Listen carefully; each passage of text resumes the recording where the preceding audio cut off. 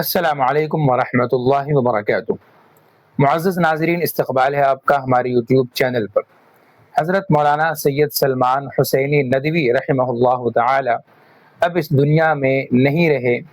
اللہ تعالی ان کی بال بال مغفرت فرمائے۔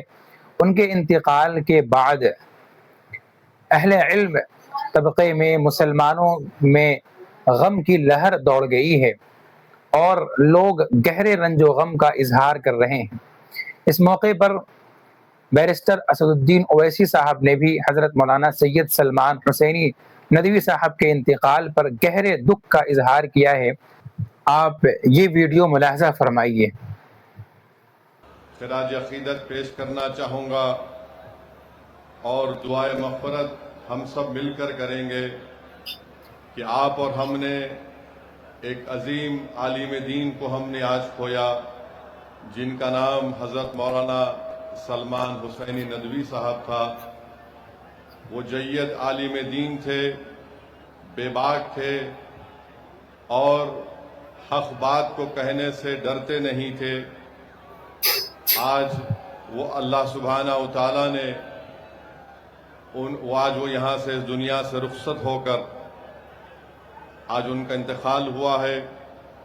میں اللہ سے دعا بھی کرتا ہوں اور آپ تمام لوگوں سے اپیل بھی کرتا ہوں کہ ہم لوگ حضرت مولانا سلمان حسینی ندوی صاحب رحمۃ اللہ علیہ کے لیے دعا کریں کہ اللہ سبحانہ و تعالیٰ ان کی مغفرت کرے، اللہ سبحانہ و تعالیٰ ان کی خبر کو کشادہ فرما دے اور اللہ سبحانہ و تعالیٰ ان کا ایک نیک نعمت بدل اس دنیا میں آپ کو اور ہم کو اللہ دے دے۔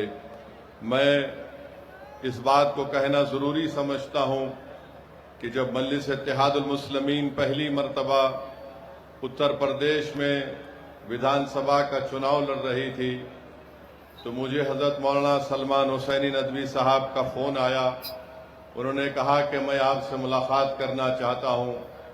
انہوں نے مجھے لکھنؤ بلایا، میں لکھنؤ گیا ان کے گھر پر اور وہاں پر ہماری پہلی ملاقات ہوئی اور انہوں نے ہم تمام کی بڑی حوصلہ افزائی کی اور بلکہ انہوں نے ہم سے یہ بھی کہا کہ ملک میں مسلم اقلیت کی ایک سیاسی قیادت اور اس کی ایک سیاسی آواز کی ضرورت ہے۔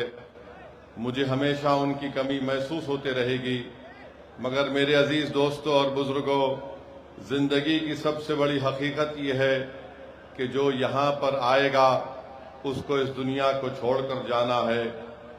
کوئی آگے ہے تو کوئی پیچھے ہے۔